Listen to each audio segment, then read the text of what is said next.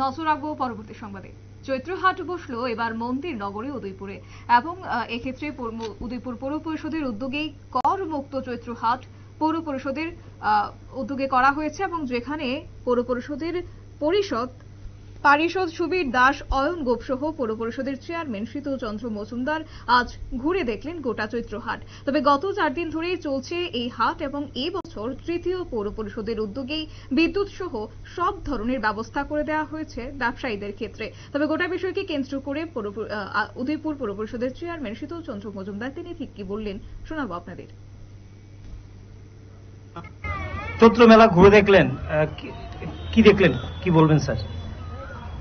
আমরা উদয়পুর পৌর পরিষদের পক্ষ থেকে গত 2 বছর ধরে আমাদের এই ক্ষুদ্র ব্যবসায়ীদেরকে তাদের ব্যবসা করার সুবিধার্থে আমাদের এই চিলড্রেন পার্কে আমাদের নিজের ব্যবস্থাপনাতে তাদেরকে ব্যবসা করার জন্য শুরু করে দিয়েছে চৈত্রমেলা।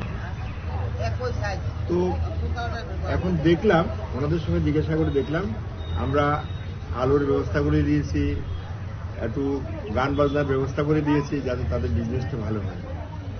তাদের সঙ্গে সবার সঙ্গে জিজ্ঞাসা করলাম, এইসব দিক থেকে তাদের কোনো অসুবিধা নেই, সব ঠিকঠাক চলছে।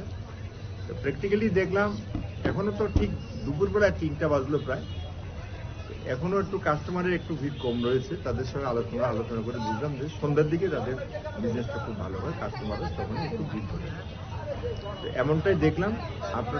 তাছাড়া আপনারা নিজেরাও দেখতে পাচ্ছেন তাদের পরিস্থিতি কি।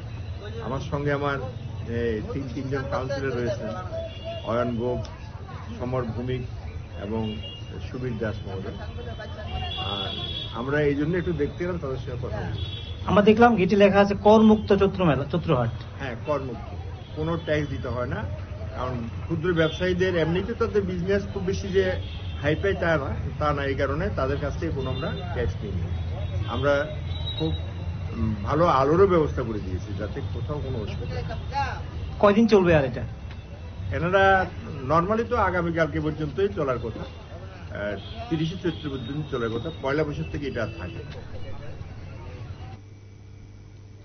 আপনারা শুনলেন চেয়ারম্যান শীতল চন্দ্র মজুমদারের বক্তব্য এবং তিনি আজ গোটা হাটকে পরিদর্শন করলেন, যেখানে 4 দিন ব্যাপী চলছে এই চৈত্র হাট এবং গত বছরও একইভাবে করা হয়েছিল উদয়পুর পৌর পরিষদের উদ্যোগে এবং এই বছরও একইভাবে তার ব্যতিক্রম নয় লক্ষ্য করা গেছে এবং যেখানে এবার করমুক্ত চৈত্র হাট করায় স্বাভাবিকভাবে খুশি ক্ষুদ্র ব্যবসায়ীরা। নিয়ে নিচ্ছে ছোট্ট একটি বিজ্ঞাপন বিরতি, সঙ্গে থাকুন।